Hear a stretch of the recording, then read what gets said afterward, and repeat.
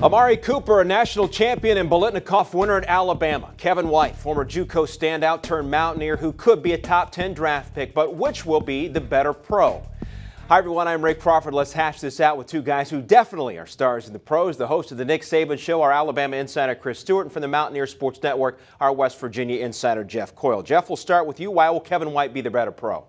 I think Kevin White has shown throughout his final season at West Virginia just how much improvement he can make in 1 year, and you can just see that it will translate into next year being a pro. This guy is more versatile than Amari Cooper is. Not only can he take the top off of a defense, get every single one of those 50-50 jump balls, but he can also catch in traffic, he can get a slant route in space, and he can make people miss and follow his blockers to get a lot of yards that way too. So he's a much more versatile player, and he's somebody who we've talked about a lot. He has more upside than Amari Cooper does. He hasn't had a chance to show it yet the way that Cooper has in that Alabama offense. Kevin White, once all is said and done, in his career will have a more productive time in the NFL than Amari Cooper will. And one of his best receiving days was in last year's opener against Alabama. Fans started comparing him to Larry Fitzgerald with the dreads, the number, the whole bit. Pretty good argument there, Chris. Why do you think Amari Cooper, though, will have a better pro career?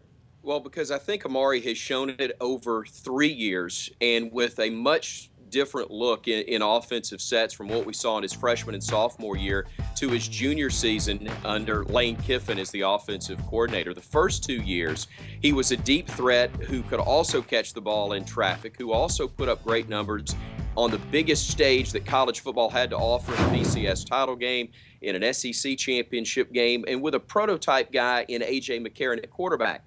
Then last year, he's the primary threat. Everybody knew it. It was with an inexperienced yet senior quarterback in Blake Sims, a brand new look, and everybody keying on him. He still was able to get the Tide to the college football playoff semifinals and another SEC crown. Yeah, well, Chris, you know, I got to thank you right now on behalf of Kevin White because you just fueled him to become even better. Every time that this guy hears somebody say that he's not the best or that he could be better, he goes ahead and gets that done. You mentioned what Amari's been able to do over 3 years. Well, Amari was also a 4-star recruit with tons of Power 5 conference offers, whereas Kevin White had to go through the JUCO ranks. Once he got to West Virginia, it took him a while to really get going. But because of people like you who doubted him, well, he did more than double his production in receptions, in touchdowns, and in receiving yards throughout this past year. And he's shown just how much he can progress in a little bit of time. Kevin White has the most upside, the most potential, but I think even that is doing a little bit of a disservice to him because that's acting as though he hasn't accomplished a ton already. Well, let me be clear. If I'm a GM and I am stuck with Kevin White, I'm a happy guy.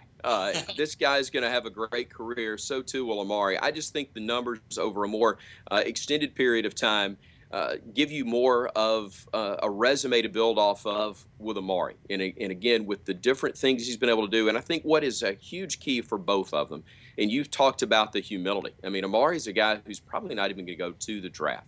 He's a very quiet, very humble young man who has grown but has been a great teammate from day one. I think that's going to help him because there are so many NFL locker rooms that see a brash guy come in as a rookie, and that doesn't sit very well. He's a guy that's going to come in and help his team win. He'll do it in a quiet way, but he'll do it in a big way on the field. Well, I hope the Biletnikoff, though, Chris, isn't the kiss of death. You know, the last one to really become a true star in the NFL was Calvin Johnson back in '06. Hopefully better for him. Chris, Geoff, guys, always a pleasure. Thanks for the time. Thanks, Ray. Thank you. Our build-up to the NFL draft continues with coverage right through the big weekend in Chicago here on Campus Insiders.